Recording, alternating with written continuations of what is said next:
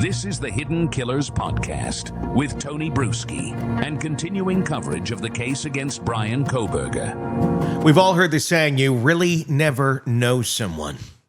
But what happens when even the people who are trained to know miss it? But how can you be looking if you don't know what to be looking for or don't know the extent of what the problem actually is? Bryan Kohberger wasn't some shadowy figure lurking on the fringes of society. He was a criminology PhD student, studying under experts, publishing academic research, walking the halls of academia. And yet, underneath the glasses and the GPA was something far more sinister. A ticking time bomb, wearing a backpack and taking notes in class. And the most jarring part, the people closest to him, professors, peers, even one of the leading experts in serial killer psychology, never saw it coming. You can't really blame them. Today, we're pulling back the curtain on that chilling disconnect.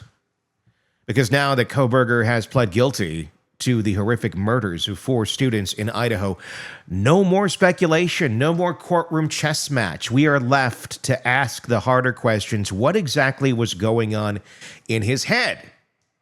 And why did not anyone see it before it exploded? Retired FBI Special Agent Jennifer Coffindaffer joins me for a brutally honest breakdown. And we're not just talking about Kohberger's behavior in court or the cold precision of the crime. We're digging deeper into his past, into his isolation, and into the growing, disturbing trend of psychologically fractured young men who don't know how to connect. So they lash out to destroy. While you're watching this or listening to this, in the comment section on YouTube, be sure to let me know what your thoughts are. I'd love to hear them.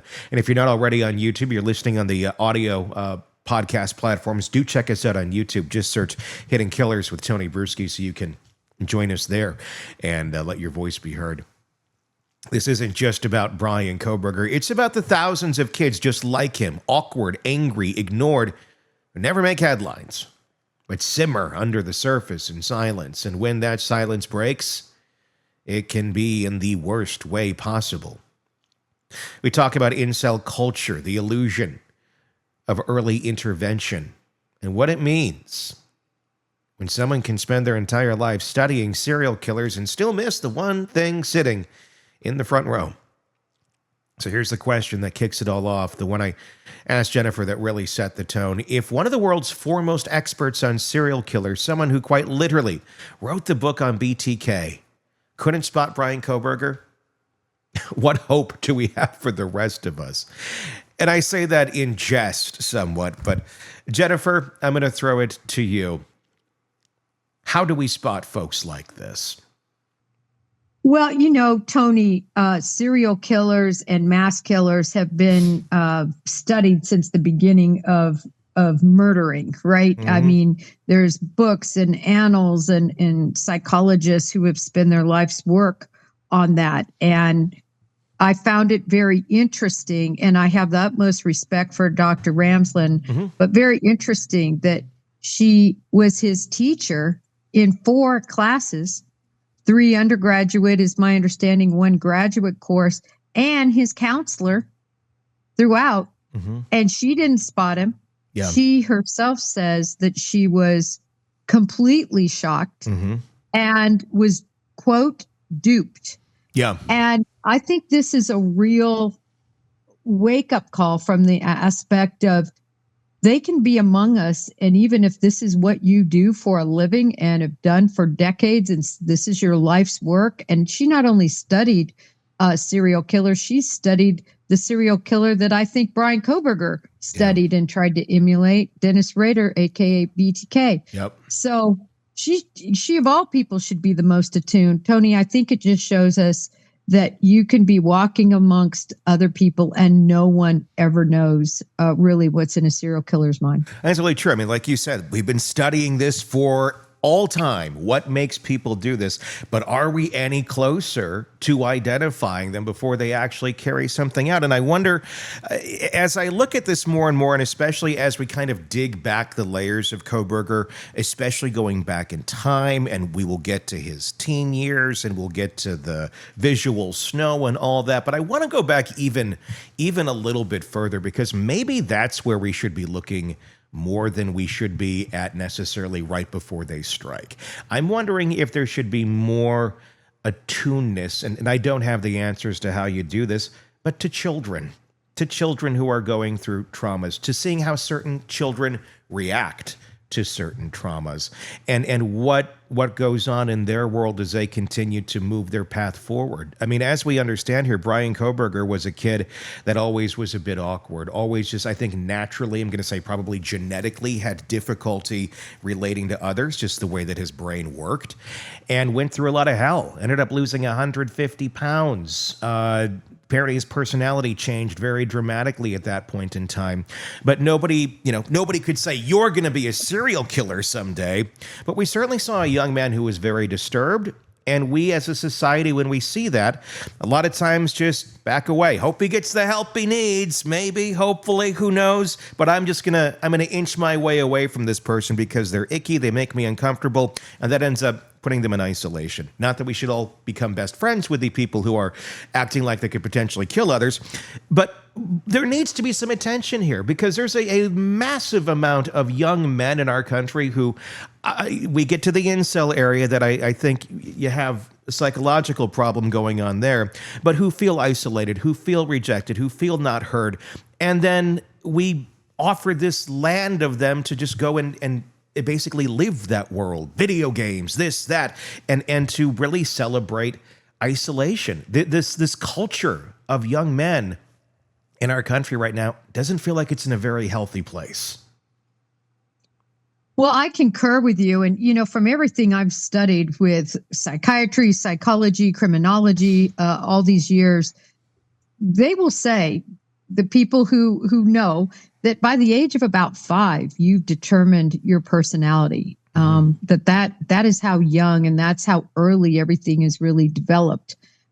When you think of that, it is, I think, would be so interesting to really go back in a lot of these individuals' lives and find out from their parents and other people who were around them, what were they really going through during those earliest years. But I think the thing that's so interesting to me is you can take hundreds of thousands of individuals who are bullied, Tony, who have very low self-worth, who are struggling to get around in this world and to make their way in a positive way.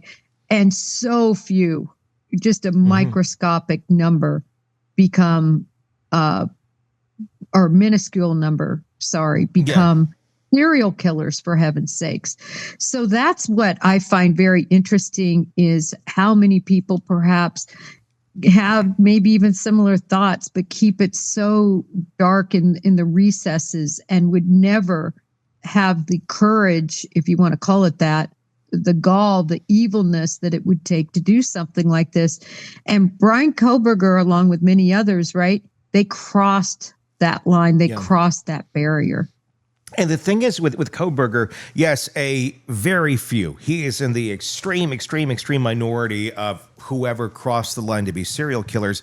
But I would say you have a lot of young men who not necessarily become serial killers, but extremely unhealthy individuals who have extremely unhealthy relationships with other people, who go through a life of their own that is unhappy, but end up, if they do get into relationships with others, end up creating very toxic relationships, hurting other people, that those numbers probably are off the charts. We don't even know the numbers to that because we focus solely on the serial killing. But if we could get a little bit more ahead of this psychology in young men and this hatred that many seem to have for women and any sort of opposition to their own ego, their own male, and I hate the term male toxicity, but there's a lot of it when you're a young man, to beat that, to show them another way. But that's a societal change that would need to happen in order to have anything like that taken any sort of mass effect. Yeah, you bring up such great points. And when you look at many of these school shootings that are taking place right now, oh my gosh, you're seeing a manifestation of serious issues that are now happening, maybe not weekly, but it seems close to weekly that we're discussing a mass shooting. Yeah. In our country, whether it's in a place where people are gathered, whether it's in a school, whether it's in a church, it's happening more and more regularly. As somebody who is a Second Amendment right, supporter, I've always argued, and I've been able to show statistics to say, listen, you can't conflate somebody with having a school gun incident because a gun was found in their backpack, say, to somebody shooting up a school, and those numbers were getting all conflated. But now what I'm seeing, especially reporting on this, all the time, it's happening. It is real. And I think that's a manifestation of what you're saying there, where you have these young people who have no way to turn. They're not going to ever be famous. They're not going to be who they want to be. So they become infamous in this dark hole, and they take others down with them. I did want to note too, Bryan Kohberger, from his actions, isn't a serial killer, but many of us believe he would have gone on to kill others, and that psychologically he's a serial killer. I'm in that camp. I've always been in that camp, but I just wanted to point out that, the facts don't show us that and will never show us this, because he's going to be in prison. So let's sit with that just for a second. The kid who was bullied, isolated, possibly neurodivergent, likely obsessed with power and control, and completely invisible to the people that were around him.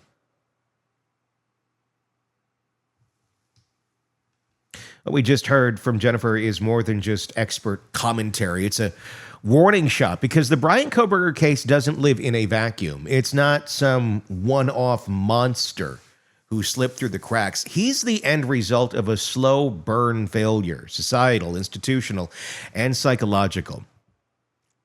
And no, not every awkward kid becomes a killer. That's not the point. The point is, when isolation meets resentment, and resentment festers long enough without friction or help or reality checks, you get people like Kohberger. And the horrifying thing is, there are likely more walking around right now. Not all of them will kill, but many will ruin lives in different ways. Toxic relationships, violent outbursts, ideological extremism. And let's be honest, we don't really know how to stop it, do we? A lot of parents out there with kids just like this. Many of those parents may be awkward too. And they may look at their child and go, yeah, they're kind of awkward. They're kind of, like I get it. But then they go worse and more extreme. I would argue, Kohberger's dad felt a little awkward. Not in any way, shape, or form am I saying this man is out to kill or has any sort of inclination to do it. I'm saying more from a social standpoint, more so from a life standpoint. He seemed to be frustrated. He seemed to, struggle in life, the two bankruptcies. In no way am I saying this is a bad guy or anything that is negative about him, but somebody who maybe saw life a little bit differently and had difficulty being a part of it successfully with many other folks. That's my point. And maybe some of that rubbed off into Kohberger, his son, in a very different way. In a way that wasn't just, I struggle, maybe my choices, I look back and maybe aren't the best, but more so, even deeper, an even deeper disconnect.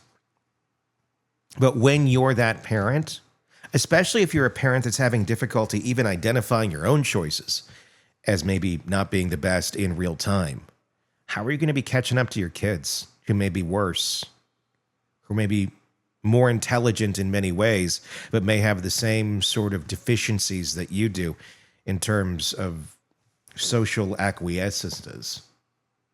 More so, looking at them, just hoping that those smarts are going to lead them on a different path. I don't think a lot of parents can even recognize these traits in their own children. And I'm not saying that as a fault or something that, oh, you should be ashamed of. I'm saying they're not capable. It's just kind of how some people are. Not everybody sees things in that way, especially if it's so close to you. Too close to the sun. Too many similarities that if you're having a hard time even recognizing it in yourself, how are you going to see it in anyone else? We like our red flags to come gift wrapped and obvious. We want villains to look like villains. But what Jennifer made clear today is sometimes evil is quiet. It studies criminal psychology. It smiles in seminar rooms. It gets teaching assistant gigs and talks about justice. And then one night it creeps into a house in Moscow, Idaho, and slaughters 4 innocent people. What we didn't get to fully unpack, and maybe we couldn't in one conversation, is how this case reflects a much bigger rot, one that goes beyond Kohberger, beyond incels, beyond any one ideology. The case is about a cultural detachment that breeds disconnection, especially in young men. A system that doesn't teach empathy, but rewards detachment. A society that doesn't intervene until after the blood is on the floor. Jennifer nailed it when she said most people with these dark thoughts never act on them. But the line between thought and action, especially in an echo chamber of rage, can be paper thin. And those chambers are everywhere and calling people like this into them. So where does that leave us? Looking harder, listening closer, and maybe, just maybe, intervening earlier before the next kid who feels invisible decides that infamy is better than being forgotten. That's where we'll leave it for today. Let me know your thoughts in the comment section on YouTube. If you're not already on our YouTube channel, please do check it out. Just search Hidden Killers with Tony Bruschi on YouTube and you'll find us there. If you're on the podcast platform, please do hit subscribe there. And if you're on the YouTube platform, check us out on the podcast platform. You can get us both ways, video and audio, however you want, and each have their own individual unique pieces associated with them. So if you really want everything, you want to hit subscribe on both platforms. But please do check them both out. The place to comment is on YouTube. So like I said, search Hidden Killers with Tony Bruschi. Until next time, for all of us here at True Crime Today in the Hidden Killers podcast, I'm Tony Bruschi. We'll talk again real soon. Craving non-stop true crime updates? Press subscribe now and get the latest cases, analysis, and expert commentary delivered straight to your feed. Only from the Hidden Killers podcast and True Crime Today.